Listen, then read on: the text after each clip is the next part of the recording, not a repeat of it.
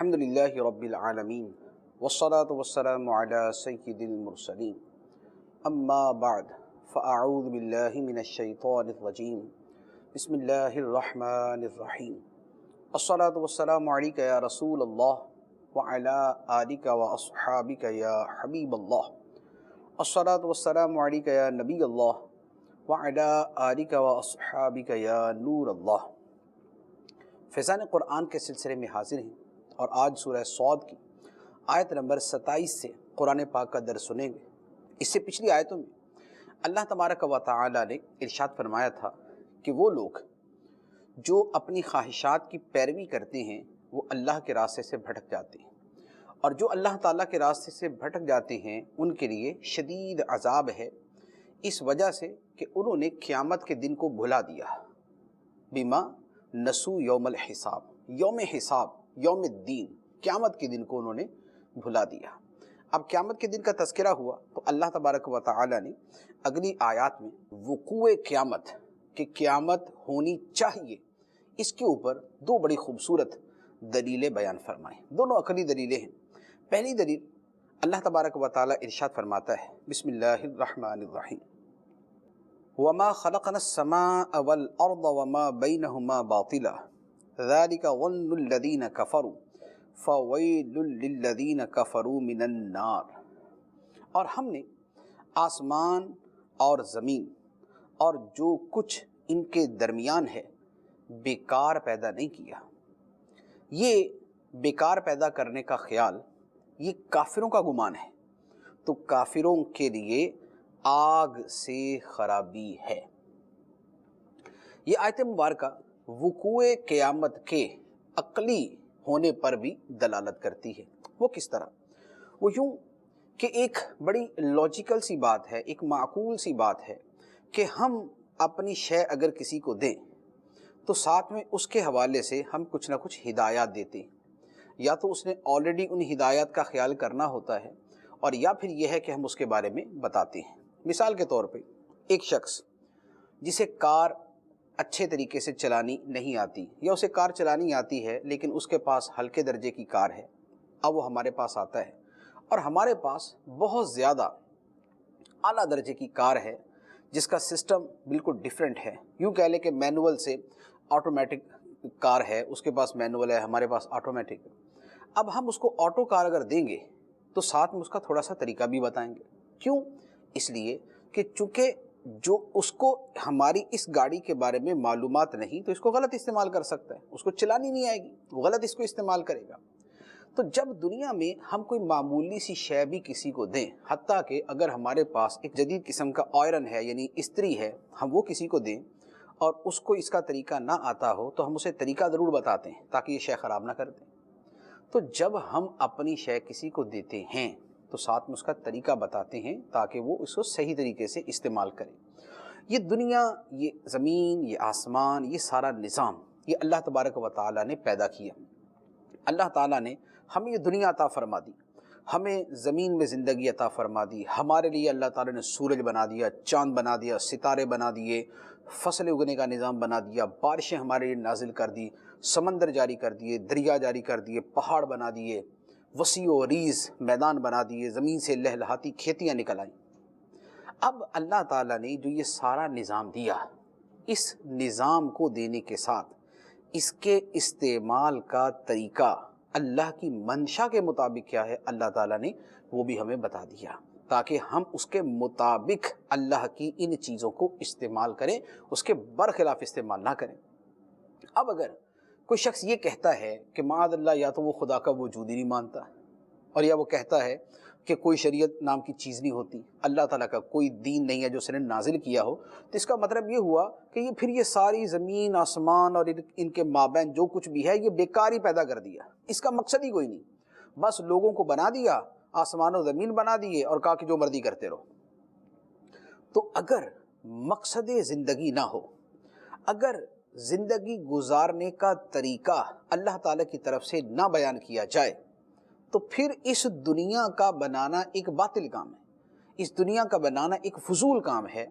تو اللہ تبارک و تعالیٰ نے فرمایا کہ جب اس نے یہ دنیا بنائی اور اس کی استعمال کرنے کا ایک طریقہ بھی بتا دیا، تو یہ بات تقاضا کرتی ہے کہ اب جو اس طریقے کے مطابق چلے اور جو اس کے برخلاف چلے، دونوں کے لیے کوئی دن ایسا ہو کہ جس میں ان کی پوچھ گچھ ہو کہ کس نے مالک کے کہنے کے مطابق اس دنیا کو استعمال کیا اور کس نے مالک کے کہنے کے برخلاف اس دنیا کو استعمال کیا۔ تو قیامت کا دن اس دنیا کے تخلیق کے مقصد کو پورا کرنے والوں اور نہ کرنے والوں کے درمیان وجہ فرق ہوگا۔ تو دنیا، اس نظام کا پیدا ہونا، زمینوں کا، آسمانوں کا اور اس کے جو مابین ہے، یہ سب کچھ ہونا ہی اس بات کا تقاضا کرتا ہے کہ اس کے لیے کوئی اسے استعمال کرنے کا نظام بھی دیا گیا، اور جو نظام دیا گیا ہو اب اس کے مطابق کس نے کیا نہیں کیا اس کی جانچ پرکھ بھی ہو، اس کے بارے میں پوچھا بھی جائے، ورنہ نظام دینے کا فائدہ۔ تو اللہ تبارک و تعالیٰ فرماتا ہے کہ ہم نے آسمان و زمین اور جو اس کے درمیان ہے اسے فضول اور بیکار پیدا نہیں کر دیا۔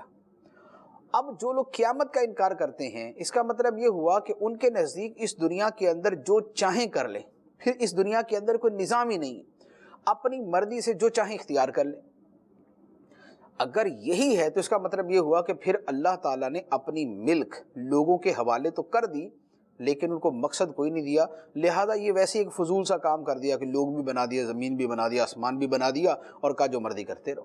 تو فرمایا کہ یہ جو گمان ہے کہ یہ نظام جو اللہ تعالیٰ نے دنیا بنائی ہے اس میں کوئی نظام نہیں دیا زندگی گزارنے کا اور اس کا حساب نہیں ہونا، یہ جو گمان ہے یہ کافروں کا گمان، یہ خدا کے انکار کرنے والوں کا گمان ہے، اور ایسے لوگوں کے لیے فویل للذین کفروا من النار، ان کے لیے آگ سے بربادی ہے۔ اس پورے نظام کی تخلیق کا مقصد کیا ہے وہ اللہ تعالیٰ نے اپنی کتابوں میں بیان کیا، جیسے ہمارے قرآن پاک کے اندر اللہ تعالیٰ نے بیان فرمایا وَمَا خَلَقْتُ الْجِنَّ وَالْإِنسَ إِلَّا لِيَعْبُدُونَ، اور میں نے جنوں اور انسانوں کو صرف اس لیے پیدا کیا کہ وہ میری بندگی کریں، میرے بندے بن کے رہیں۔ دوسری آیت میں ارشاد فرمایا خلق الموت والحیات لیبلوکم ایکم احسن عملا، اللہ نے زندگی اور موت کو پیدا کیا تاکہ اے لوگوں تمہاری آزمائش کرے کہ تم میں کون اچھے عمل کرنے والا ہے۔ تو اچھے عمل کرنے والوں کی پہچان ہو جائے، ان کی پرکھ ہو جائے اور بروں کا بھی پتہ چل جائے۔ تو یہ اللہ تعالیٰ نے اس کائنات کو بنانے کا، انسانوں کو پیدا کرنے کا، موت و حیات کی تخلیق کا مقصد بیان فرمایا۔ اب جو اس مقصد کو نہیں مانتا کہ عبادت بندگی الہ یہ مقصد تخلیق نہیں ہے، آزمائش انسان یہ مقصد تخلیق نہیں ہے، تو اس کا مطلب ہے کہ دوسرے الفاظ میں وہ یہ کہہ رہا ہے کہ پھر اللہ تعالیٰ نے اس کائنات کو فضول ہی پیدا کر دیا۔ تو فرمایا کہ ہم نے آسمان و زمین اور اس کے مابین کو باطل نہیں بنایا، بیکار نہیں بنایا، بے مقصد نہیں بنایا، اس کا مقصد ہے، اور وہ مقصد کیا ہے؟ عبادت الہی اور اچھے اعمال کرنا، کہ کون تم میں سے اچھے اعمال کرتا ہے۔ دوسری دلیل وہ بھی اسی سے ملتی جلتی، ارشاد فرمایا ام نجعل الذین آمنوا وعملوا الصالحات کالمفسدین فی الارض ام نجعل المتقین کالفجار، کیا ہم ایمان لانے والوں اور اچھے اعمال کرنے والوں کو زمین میں فساد پھیلانے والوں کی طرح کر دیں گے، یا کیا ہم پرہیزگاروں کو نافرمانوں جیسا کر دیں گے؟ ہرگز نہیں۔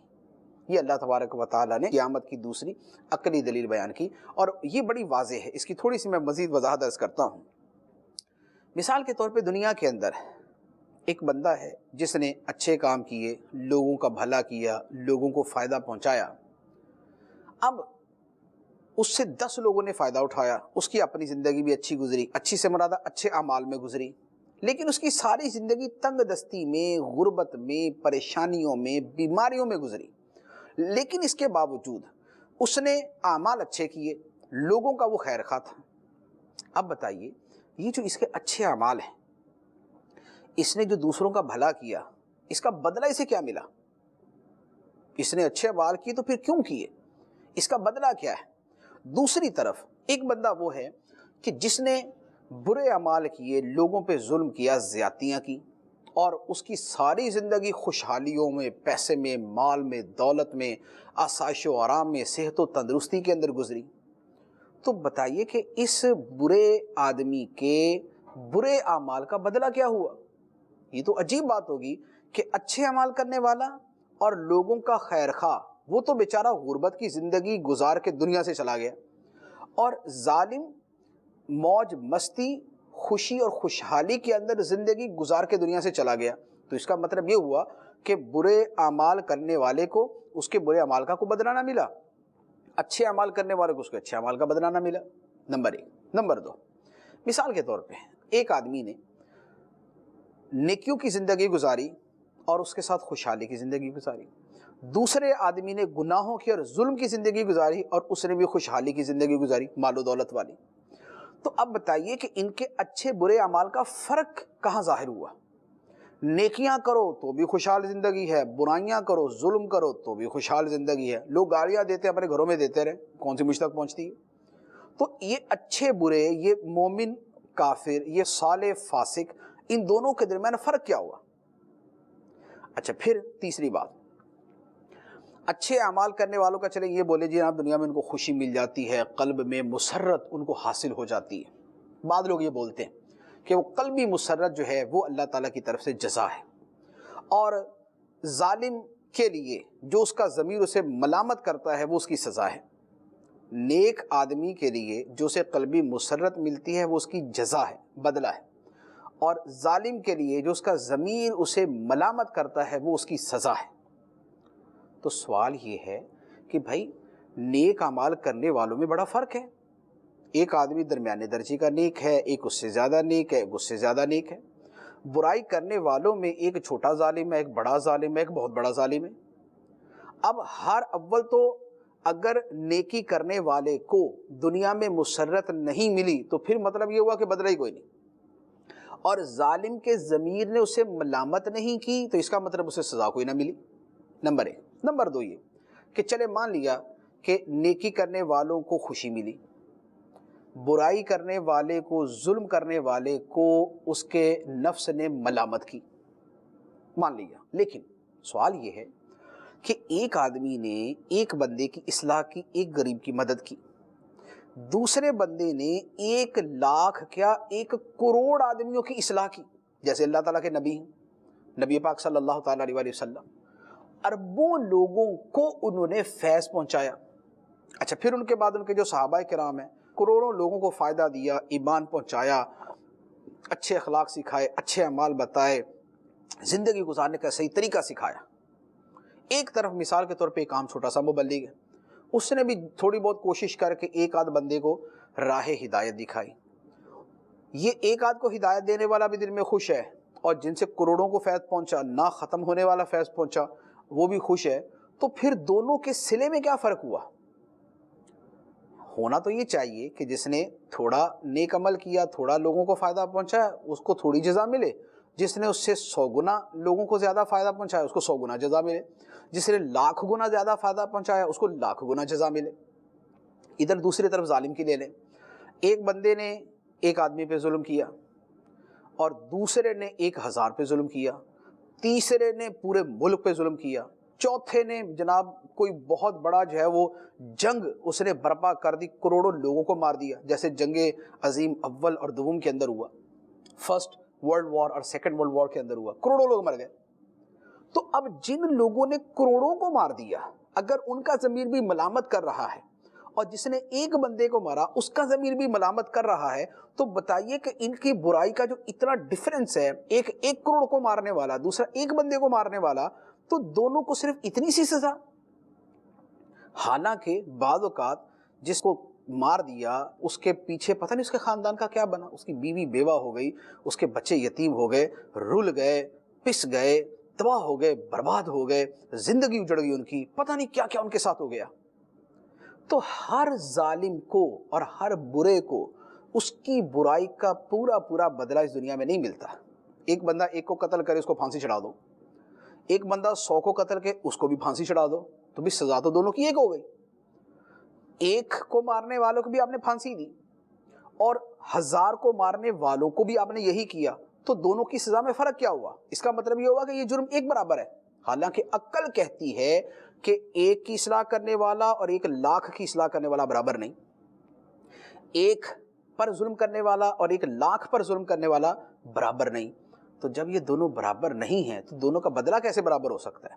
جب دونوں کا بدلہ اور سزا اور جزا برابر نہیں ہو سکتے تو سوال یہ ہے کہ اس دنیا میں تو ہم یہی دیکھ رہے ہیں کہ اس دنیا میں ظالم کو اس کے ظلم کی پوری سزا نہیں ملتی، اور نیکی کرنے والے کو اس کے نیک اعمال کا پورا بدلہ نہیں ملتا۔ وہ ساری زندگی عبادت میں گزار دیا، وہ ساری زندگی لوگوں کا بھلا کرتا رہا، کوئی بدلہ نہیں ملا۔ ظالم پوری زندگی ظلم کرتا رہا، کوئی بدلہ نہیں ملا۔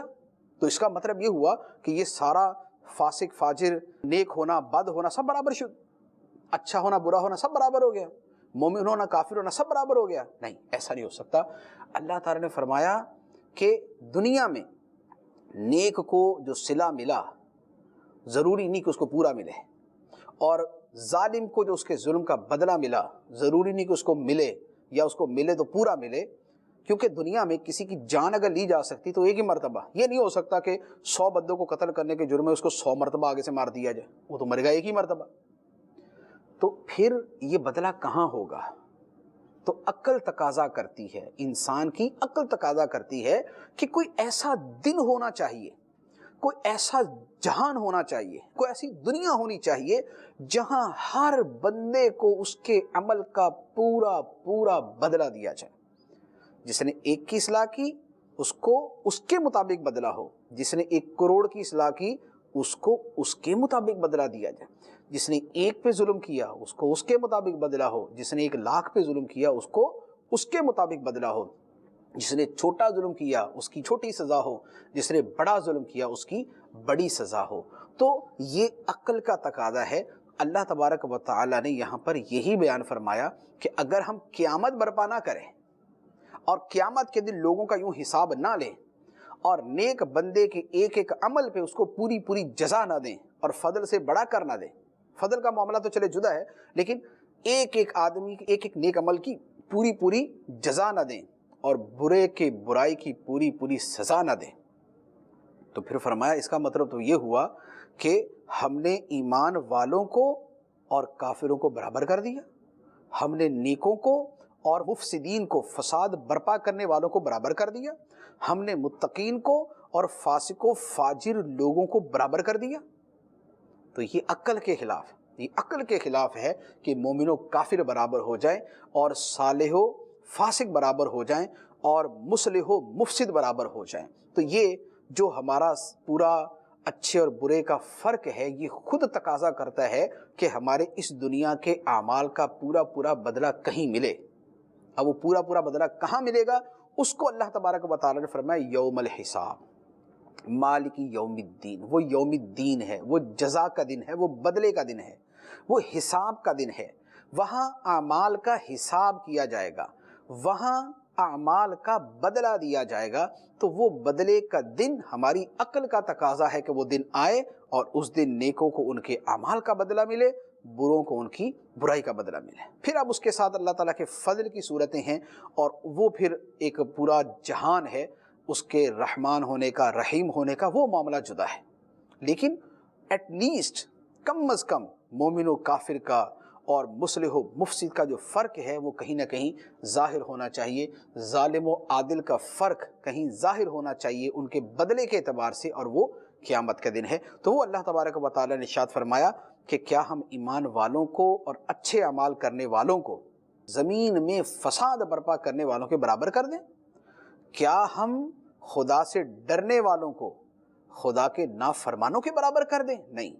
متقین اور فاجرین دونوں جدا جدا ہیں، مومنین اور کافرین دونوں جدا جدا ہیں، صالحین اور فاسقین اور مفسدین جدا جدا ہیں، دونوں جدا جدا ہیں، دونوں کا بدلہ بھی جدا جدا ہوگا۔ اب یہاں پر ایک دوسری بات کی طرف میں کچھ اشارہ کروں گا کہ یہاں اللہ تبارک و تعالیٰ نے فرمایا کہ کیا ہم ایمان والوں کو اور اچھے اعمال کرنے والوں کو زمین میں فساد برپا کرنے والوں جیسا کر دیں؟ کیا متقین کو فاجروں جیسا کر دیں؟ ایسی آیات میں عام طور پہ جب ایمان کے مقابلے میں فساد یا تقوی کے مقابلے میں فجور کا تذکرہ ہوتا ہے، فسق و فجور کا، تو اس میں ایمان اور کفر مراد ہوتا ہے۔ لیکن اس طرح کی آیات سے بزرگان دین عبرت بھی حاصل کرتے تھے، نصیحت بھی حاصل کرتے تھے، اور ان آیتوں کو پڑھ کے ڈرتے بھی تھے کہ ایمان والے تو ہیں الحمدللہ، اللہ تعالیٰ کا کروڑ شکر ہے کہ ہم ایمان والے، ہم لا الہ الا اللہ محمد الرسول اللہ کو ماننے والے ہیں، ہم ایمان والے ہیں۔ لیکن کیا اعمال صالحہ کرنے والے بھی ہیں؟ کیا ہماری زندگی کے اندر نیک اعمال ہیں، نمازیں ہیں، تلاوت قرآن ہے، نبی پاک صلی اللہ علیہ وسلم پہ درود ہے، والدین کی اطاعت ہے، لوگوں کے حقوق ادا کرنا ہے، پڑوسیوں کی خیر خواہی کرنا ہے، رشتہ داروں سے صلہ رحمی کرنا ہے؟ کیا ہمارے زبانوں پہ اللہ کا ذکر ہے، ذکر اللہ کی عادت ہے؟ کیا ہم لوگوں کی خیر خواہی کرتے ہیں؟ کیا لوگوں کا بھلا کرتے ہیں؟ کیا لوگوں کی مشکلات میں ان کی مدد کرتے ہیں؟ کیا یہ اعمال صالحہ ہمارے نامہ اعمال میں ہیں یا نہیں؟ اور کیا ہم زمین میں فساد برپا کرنے والے تو نہیں؟ کیا ہماری وجہ سے لڑائیاں اور جھگڑے تو نہیں ہوتے؟ کیا ہماری وجہ سے رشتہ داروں میں دوریاں تو پیدا نہیں ہوتی؟ کیا ہماری وجہ سے دوست ٹوٹ تو نہیں جاتے؟ کیا ہماری وجہ سے لوگ آپس میں دشمنیاں تو نہیں پال لیتے؟ کیا چغلی کے ذریعے ہم ایک کو دوسرے سے لڑاتے تو نہیں ہیں؟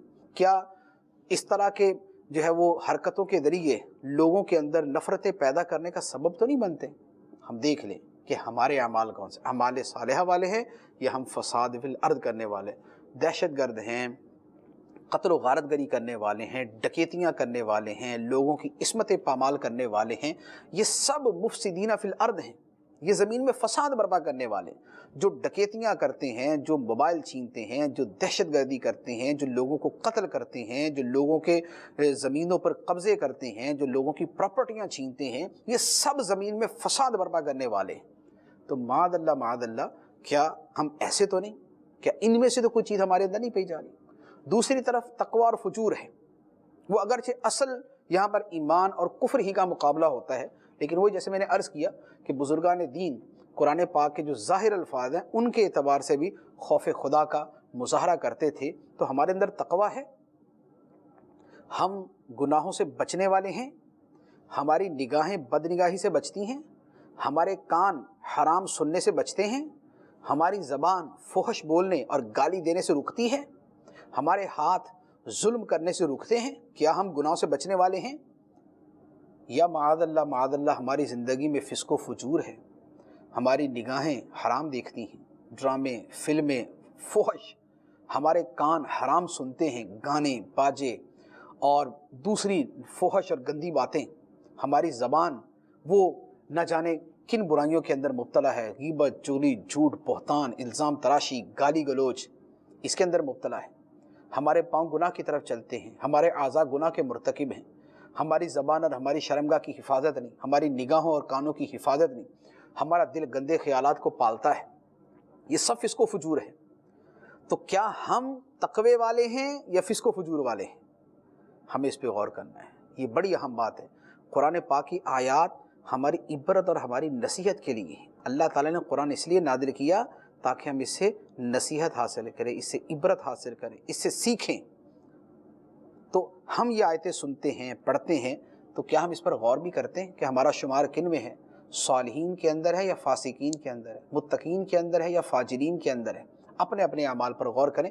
اللہ تعالیٰ ہماری اصلاح فرمائے، ہمارے دلوں کی حالت کو بدل دے، ہمارا ظاہر و باطن اچھا کر دے، ہمیں متقین میں شامل کرے، فاجروں کے اندر ہمیں شامل نہ کرے۔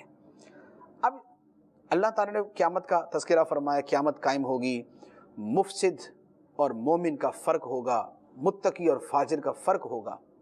یہ فرق کس بنیاد پہ ہوگا؟ متقی کون ہے؟ فاجر کون ہے؟ مومن کون ہے؟ مفسد کون ہے؟ تو اس کے لیے اللہ تعالیٰ نے اپنا دین عطا کیا۔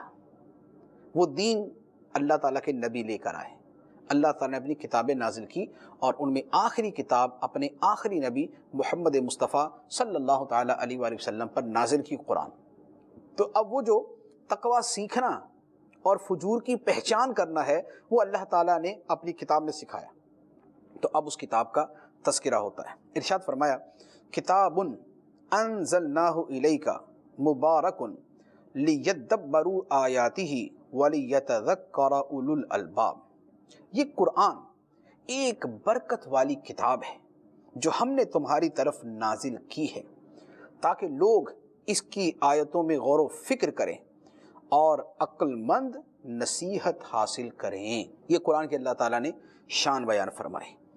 کتاب ہے، ہم نے اسے نازل کیا، یہ خدا کی نازل کردہ، یہ خدا کا کلام ہے، خدا کی نازل کردہ کتاب ہے، مبارک برکت والی ہے، اس کو پڑھنے والے کو برکتیں ملتی ہیں، اس کو سمجھنے والے کو برکتیں ملتی ہیں، اس پہ عمل کرنے والے کو برکتیں ملتی ہیں، اسے دوسروں کو سکھانے والے کو برکتیں ملتی ہیں، حتیٰ کہ اسے دیکھنے اور چومنے والوں کو برکتیں ملتی ہیں۔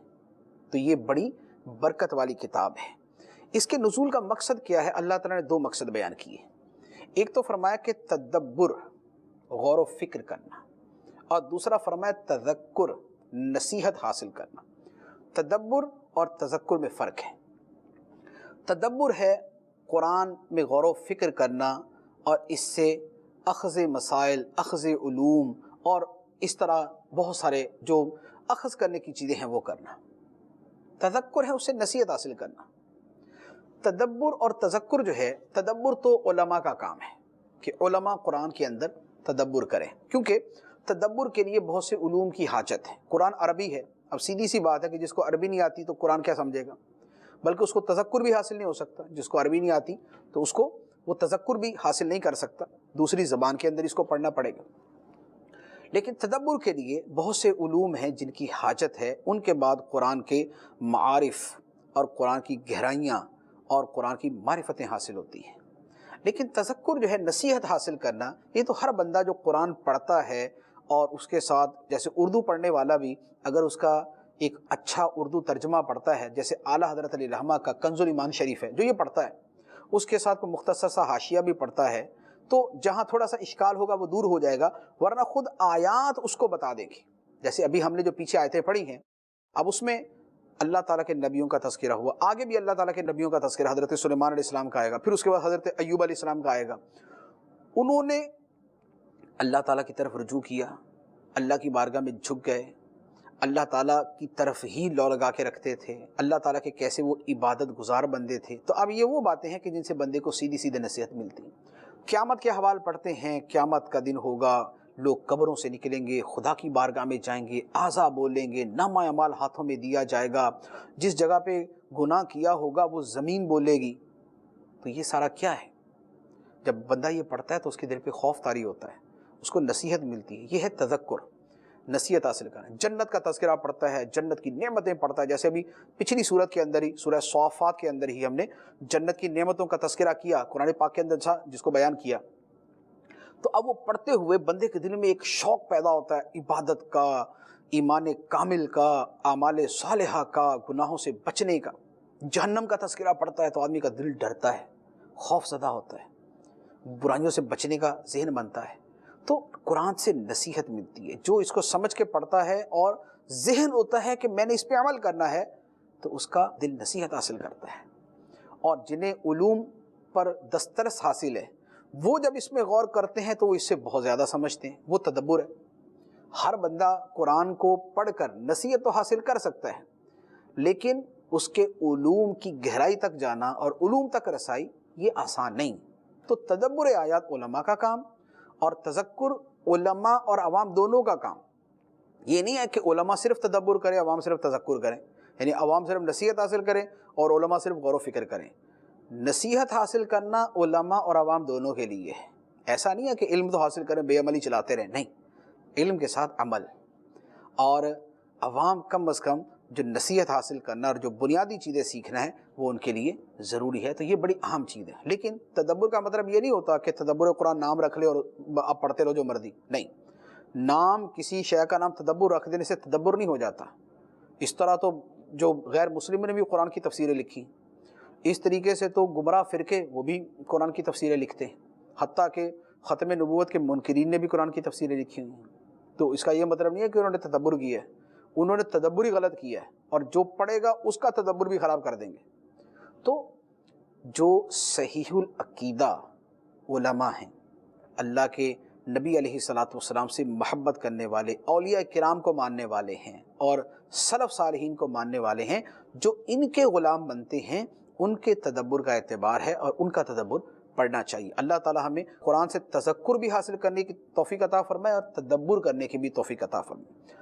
اب حضرت داؤد علیہ الصلوۃ والسلام پہ اللہ تعالیٰ کی ایک اور نعمت، اور وہ ہیں ان کے صاحبزادے حضرت سلیمان علیہ الصلوۃ والسلام۔ اور پھر سلیمان علیہ السلام کی جو شان ہے اللہ تعالیٰ نے وہ بیان فرمائی. ارشاد ہوتا ہے وَوَهَبْنَا لِدَاوُودَ سُلَيْمَانَ نِعْمَ الْعَبْدِ إِنَّهُ أَوَّابٌ, اور ہم نے داؤد کو سلیمان عطا فرمایا, وہ کیا اچھا بندہ ہے, بے شک وہ بہت رجوع کرنے والا ہے.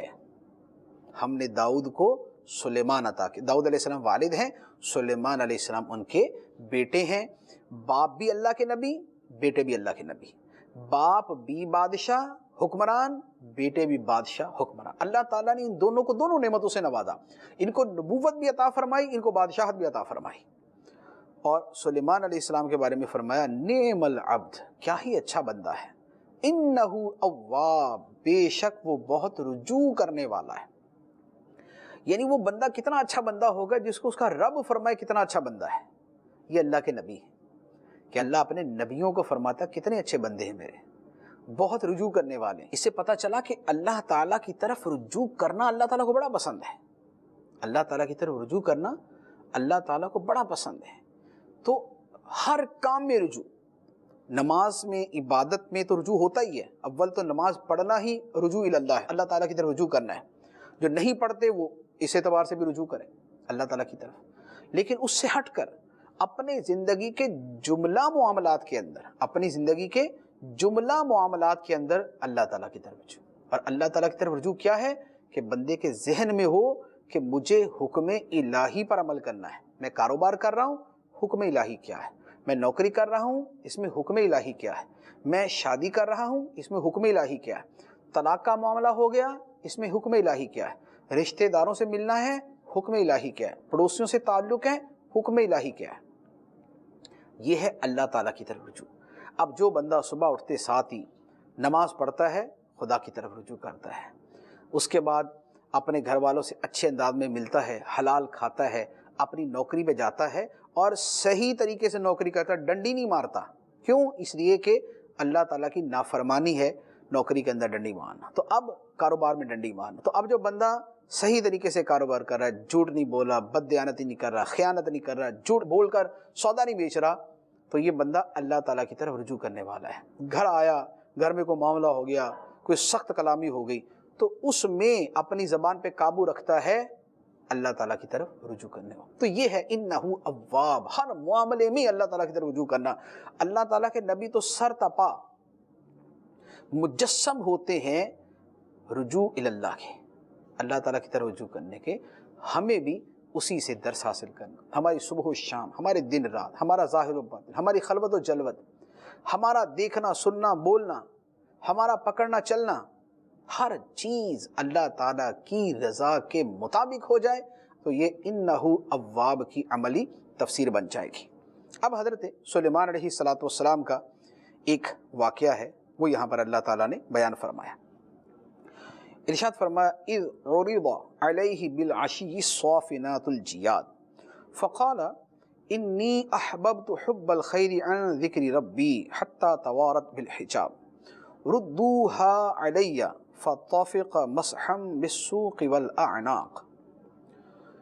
جب سلیمان کے سامنے شام کے وقت ایسے گھوڑے پیش کیے گئے جو بہت عمدہ, بہت تیز دوڑنے والے تھے, تو سلیمان نے کہا مجھے اپنے رب کی یاد کے لیے ان گھوڑوں کی محبت پسند آئی ہے. پھر انہیں چلانے کا حکم دیا یہاں تک کہ وہ گھوڑے نگاہ سے پردے میں چھپ گئے. پھر سلیمان نے حکم دیا کہ انہیں میرے پاس واپس لاؤ. تو گھوڑوں کی پنڈلیوں اور گردنوں پر ہاتھ پھیرنے لگے. یہ ایک معاملہ بیان کیا گیا. اس سے کیا مراد ہے؟ یہاں پر بھی تھوڑا سا معاملہ ہے. اصل میں ہوا یوں ہے کہ داؤد علیہ السلام اور سلیمان علیہ السلام یہ دونوں اللہ تعالیٰ کے برگزیدہ پیغمبر ہیں. لیکن پچھلی قوموں میں کچھ قومیں ان دونوں نبیوں کی دشمن تھیں, تو وہ ان پر الزام تراشی, ان کے متعلق معاذ اللہ بہتان لگاتے تھے, غلط باتیں ان کی طرف منسوب کرتے تھے. یہ جو واقعہ ہے کہ سلیمان علیہ السلام کے سامنے گھوڑے پیش کیے گئے, عمدہ نسل کے, تیز دوڑنے والے, آپ نے فرمایا کہ مجھے ان گھوڑوں سے اپنے رب کی یاد کی وجہ سے محبت ہے, پھر آپ نے ان کو دوڑایا حتیٰ کہ وہ نگاہوں سے چھپ گئے، پھر انہیں حکم دیا واپس لاؤ، پھر ان کو ہاتھ پھیرنے لگے۔ اب یہ واقعہ کچھ اور ہے، یعنی واقعہ یوں ہے جیسے میں نے بیان کیا، لیکن اس کو تعبیر کرنے والوں نے الٹا تعبیر کیا۔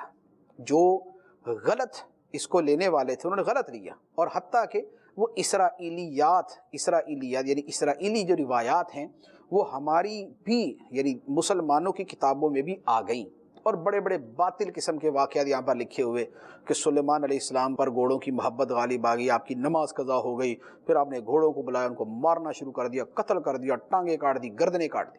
معاذ اللہ، اللہ تعالیٰ کے نبی ایسی حرکت نہیں کر سکتے کہ ان کی جو ہے وہ مال کی محبت کو خدا کی یاد پہ ترجیح دے دیں، اس مال کی محبت میں ان کی نمازیں قضا ہو جائیں، اور پھر اس کے بعد وہ گھوڑوں پر جن کا کوئی قصور ہی نہیں ہے ان کو قتل کرنا شروع کر دیں۔ ایسا نہیں ہو سکتا۔ یہ باطل واقعات ہیں جو لکھے گئے ہیں بہت ساری کتابوں کے اندر، اور یہ اسرائیلیات ہیں، یہ پچھلی قوموں کے جو خبیث لوگ تھے یہ انہوں نے اس طرح کے واقعات بنائے۔ اصل یہ تھا کہ سلیمان علیہ السلام کے سامنے گھوڑے پیش کیے گئے، بڑے عمدہ نسل کے گھوڑے، تیز دوڑنے والے۔ سلیمان علیہ السلام نے فرمایا مجھے ان گھوڑوں سے محبت ہے، فرمایا مجھے خیر سے محبت، خیر سے مراد ہے مال، اور مال سے مراد ہے گھوڑے، کیونکہ گھوڑے سواریاں یہ بھی ایک مال تھے۔ آپ فرماتے ہیں مجھے مال کی محبت یعنی گھوڑوں کی محبت پسند آئی، کیوں؟ ان ذکر ربی، ان یہ سببیت کے لیے ہے، سبب بیان کرنے کے لیے، مجھے گھوڑوں کی محبت پسند آئی اپنے رب کی یاد کے لیے۔ رب کی یاد کے لیے کیوں؟ اس لیے کہ یہ گھوڑے جہاد میں استعمال ہوتے تھے، اللہ کے نبی تھے، جہاد فرماتے تھے، اور آپ نے کافروں کے ملکوں میں اسلام پھیلایا تو انہی گھوڑوں کے ذریعے تو جاتے تھے، تو وہ جہاد گھوڑوں پہ ہوتا تھا۔ تو چونکہ یہ خدا کا نام اور خدا کا کلمہ اور خدا کا دین پھیلنے کے اندر معاون ہیں، تو فرمایا مجھے اس وجہ سے ان سے محبت ہے، مجھے ان گھوڑوں سے محبت ہے اپنے رب کی یاد کی وجہ سے۔ وہ رب کی یاد کیا ہے؟ بصورت جہاد، جو خدا کا دین پھیلتا ہے، خدا کا کلمہ پھیلتا ہے، خدا کی جو دعوت ہے توحید کی وہ پھیلتی ہے، تو فرمایا مجھے اس وجہ سے ان سے محبت ہے۔ اس کے بعد آپ نے فرمایا ان کی دوڑ لگاؤ، دوڑاؤ ان کو، جیسے گھوڑوں کو دوڑایا جاتا ہے تاکہ ان کی ایک پریکٹس بھی ہو اور پتہ چلے کون زیادہ تیز رفتار ہے۔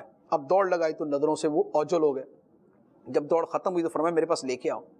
جب لے کر آئے تو جیسے گھوڑوں کا مالک ہوتا ہے نا، وہ گھوڑوں سے بڑی محبت کے ساتھ ان کی گردن پہ جو بال ہوتے ہیں ان پہ ہاتھ پھیرتا ہے، ان کی پیٹھ پہ ہاتھ پھیرتا ہے۔ تو سلیمان علیہ السلام اپنے ان گھوڑوں کی جو ہے وہ کارکردگی پر اور ان کی دوڑ پر اور ان کی جو ہے وہ قوت و طاقت پہ خوش ہو کے ایک قسم کا ان کے ساتھ پیار اور محبت کا اظہار فرما رہے، تو وہ ہے فَطَفِقَ مَسْحًا بِالسُّوقِ وَالْأَعْنَاقِ، ان کی پنجلیوں پر اور ان کی گردنوں پر ہاتھ پھیرنے لگے۔ تو یہ ایک محبت کا اظہار تھا کہ یہ سلطنت کے گھوڑے ہیں، سلطنت اسلام کے گھوڑے ہیں جو اسلام کے پھیلانے کے اندر کام آتے ہیں۔ تو یہ ہے واقعہ۔ اب اس کو نہ جانے کہاں سے کہاں پہنچا دیا، اس کو کیا سے کیا کر دے گیا، الامان والحفیظ۔ تو اب اس واقعہ سے جو چیزیں سامنے آتی ہیں ان میں چند ایک چیزیں عرض کرتا ہوں، ویسے تو اس پر بڑا تفصیلی کلام ہو سکتا ہے۔ پہلی بات تو یہ، سلیمان علیہ السلام نے فرمایا کہ مجھے یہ گھوڑوں سے محبت ہے۔ اب گھوڑے مال ہیں، فرمایا مجھے مال سے محبت ہے، لیکن کیوں؟ اچھی نیت کے لیے، اپنے رب کی یاد کی وجہ سے۔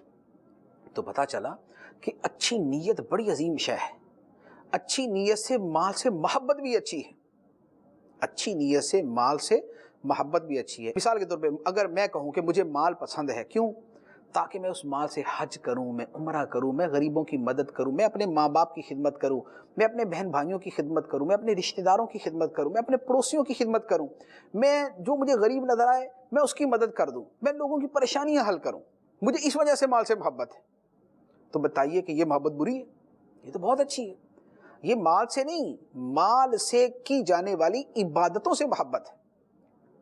تو اچھی نیت بہت اچھی چیز ہے، اچھی نیت کا ذہن بنانا چاہیے تاکہ ہم کھانا کھائیں، کھانا اس لیے کھائیں تاکہ ہمارے بدن میں قوت ہو، نماز پوری توجہ سے پڑھ سکیں، دین کا کام پوری توجہ سے کر سکیں، کاروبار کرتے ہیں، نوکری کرتے ہیں، اس لیے کمائیں کہ گھر والوں کے حقوق ادا کریں، مال کمائیں تاکہ غریبوں کی مدد کریں، اور واقعی کریں۔ تو اچھی نیتوں کے ساتھ مباح کام بھی نیکی کے کام بن جاتے ہیں، اور سلیمان علیہ السلام نے وہی ارشاد فرمایا۔ اور مومن کی زندگی یہی ہوتی ہے کہ میری نماز، میری قربانی، میرا جینا، میرا مرنا سب اللہ کے لیے۔ پھر سلیمان علیہ السلام کا یہ گھوڑوں کو خود دیکھنا، یہ اس بات کی طرف بھی جب وہ رہنمائی کرتا ہے کہ جو سلطنت کا فرما روا ہے وہ امور سلطنت کو خود بھی دیکھے۔ یہ نہیں ہے کہ صرف وزیر و مشیروں پہ چھوڑ دیا جاؤ کرتے رہو اور مجھے صرف رپورٹ دے دینا، نہیں، بہت سارے معاملات میں خود بھی دخل دے۔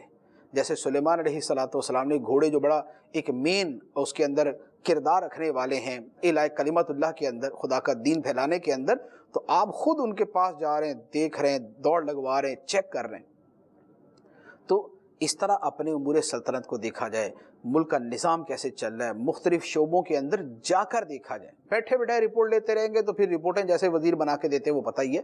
تو خود امور سلطنت کی نگرانی کرے، چوکس رہے، چاق و چوبند رہے، پوری نگاہ رکھے، صحیح نگران بن کے دکھائے۔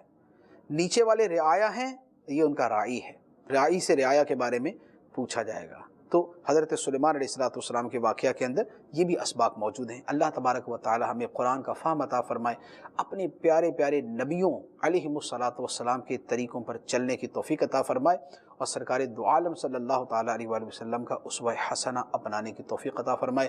آمین بجاہ النبی الامین صلی اللہ علیہ وسلم۔